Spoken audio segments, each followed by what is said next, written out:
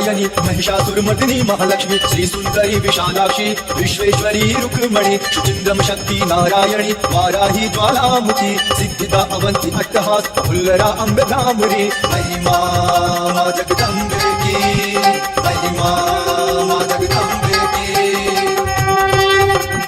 महिमा मां जगदम्बे की देवों ने है गाई जगदम्बे की शक्तियाँ पंच तत्वों में है समाई महामाया त्रिसंधेश्वर बिंदनी श्री शैल कालिका उमा महादेवी रत्नावली शक्ति कुमारी चंद्रभागा महिमा मां जगदम्बे की महिमा मां जगदम्बे की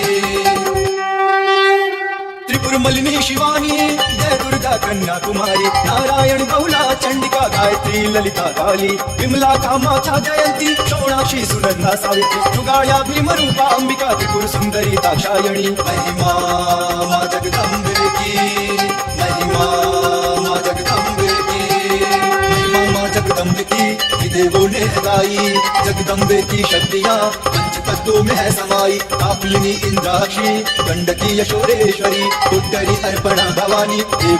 हेलो नमस्कार साथियों, मैं आकाश राठौड़, आप देख रहे हैं दुनिया की नंबर 1 खबरें। और आज हम आए बुरहानपुर शहर के जय आर्ट में। जी हाँ साथियों, हमारे बुरहानपुर शहर के वह उभरते हुए कलाकार जिनका शरीर का पूर्ण रूप से साथ न होने के बावजूद भी प्रतिवर्ष अलग अलग प्रतिमाएं तैयार करते हैं और ठीक उसी प्रकार से इस वर्ष भी 51 शक्तिपीठों की प्रतिमाएं तैयार की है, जो कि उनके लिए यह कार्य काफी चुनौतीपूर्ण रहा है। और वो 51 शक्तिपीठ तैयार करने के पीछे उनका मेन महत्व यह था कि हमारी बुरहानपुर की जो जनता है उनको 51 शक्तिपीठ माताओं का दर्शन एक ही स्थान पर करवाना चाहते थे, जो कि अलग अलग राज्य अलग अलग देशों में होने की वजह से हर व्यक्ति के लिए शायद यह माता रानी के दर्शन करना बहुत ही कठिन कार्य था।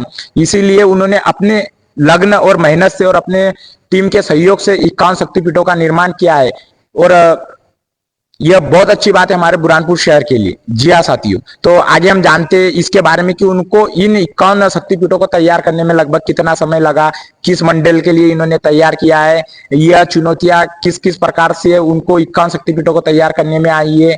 तो आइए सबसे पहले हम आपको मिलाते हैं जय आर्ट के ओनर अजय सर जी से। नमस्कार सर, सबसे पहले तो आप अपना परिचय दीजिए। मैं एक दिव्यांग हूँ और बचपन से ही मूर्ति काम करता है। पिछले 1 साल पहले मुझको प्रेरणा लगी थी कि मैं 51 शक्तिपीठ बनाऊं, तो इसके लिए मेरे को सबसे पहले तो फोटो ही उपलब्ध नहीं हुए। गीता प्रेस से लेकर राजस्थान सब दूर, दिल्ली सब दूर गया, लेकिन कहीं नहीं मिल पाया।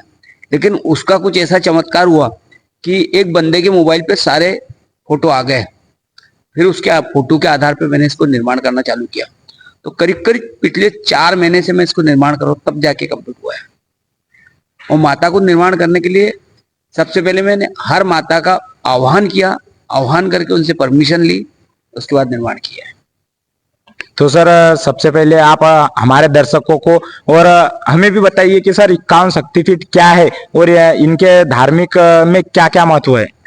ये अपने सनातन धर्म में अपनी माताओं का बहुत बड़ा योगदान है और मैं शक्तिपीठ बनाने से सिर्फ ये समाज को संदेश देना चाहता हूँ कि अपनी आस्था, अपने संस्कार और अपने संस्कारों को और ग्रंथों को आप पढ़ो।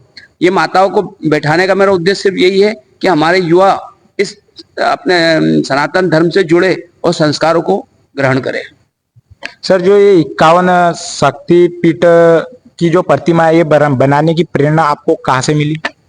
हमारे नरेंद्र मोदी बोलते हैं कि कभी भी बड़ा से बड़ा सोचना चाहिए।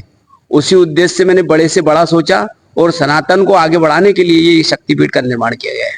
सर, आपको लगता है कि क्या 51 शक्तिपीठों का जो प्रतिमा है सर, इससे पहले हमारे बुरहानपुर शहर में बनाई गई है और किसी स्थान पर इनकी स्थापना की गई है?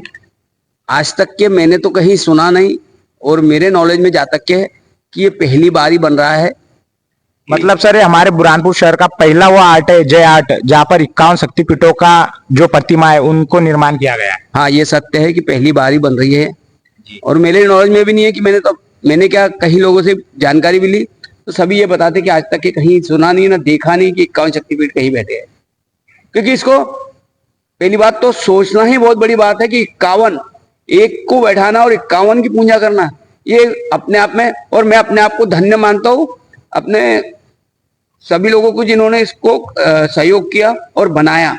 ये अपने आप में एक बहुत बड़ा पुण्य का काम है। मैं इसको बनाकर अपने आप को बहुत वो समझता हूँ कि मैंने एक बहुत बड़ा पुण्य का काम किया।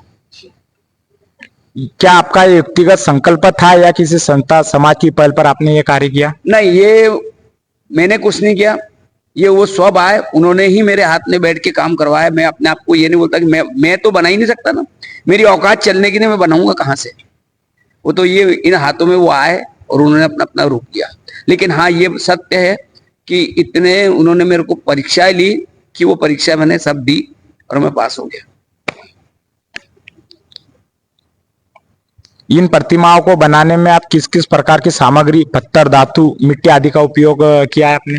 इसमें काथा, प्लास्टर, मिट्टी और सब कलरों का यूज किया है। सर, इन मूर्तियों को आपने बुरहानपुर शहर में किस मंडल के लिए तैयार किया है? ये शासकीय कर्मचारी समिति है, तहसील रोड, वहां पर बैठेगी। क्या सभी प्रतिमाएं एक ही शैली में बनी है या हर शक्तिपीठ की विशेषता के अनुसार अलग अलग रूप दिए गए हैं उनको? नहीं, ये सब जहाँ के जो मंदिरों में जो डिटेल मिली है मुझको और जो वहां से फोटो उपलब्ध हुआ है उसके आधार पर ही मैंने बनाया। मन से इसमें मैंने कुछ नहीं किया है और जो भी फोटो के अंदर है उसी आधार पर बनाया। उसमें कोई चेंज, किसी प्रकार का चेंज नहीं किया कि जो मंदिर में जो मूर्ति है उसके आधार पर मूर्ति बनी है। एक प्रतिमा बनाने में औसतन कितना समय लगा है सर आपको? मेरे को एक एक प्रतिमा बनाने में कम से कम एक हफ्ता भी चला गया है। लगभग सर आपको पूरा समय कितना लग गया है? 6 महीने लगे मेरे को इसको बनाने। 6 महीने लग गए सर।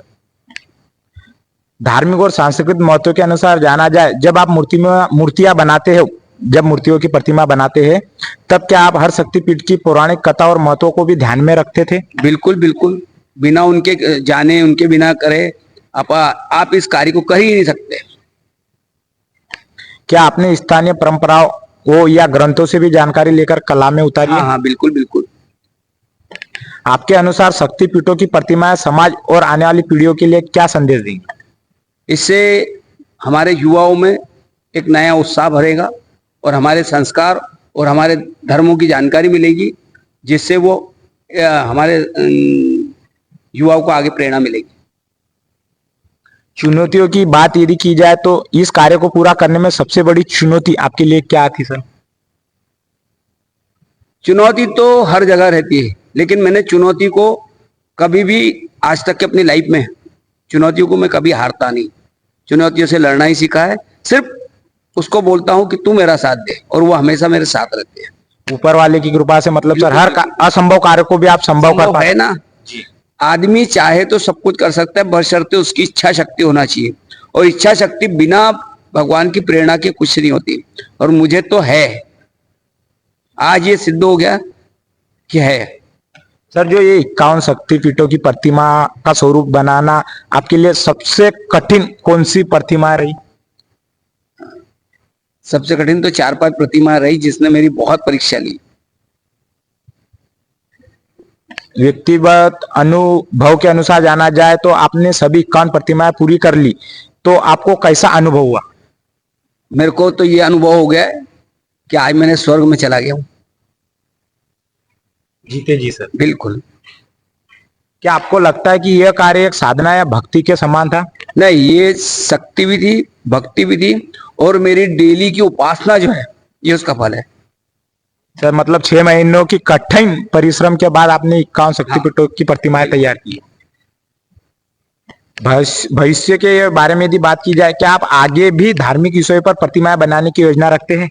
नहीं, वो तो जैसा वो आदेश होगा माता का, ये मेरा कुछ नहीं, मेरा कोई। युवा पीढ़ी को शक्तिपीठों का महत्व कैसे बताया जा सकता है?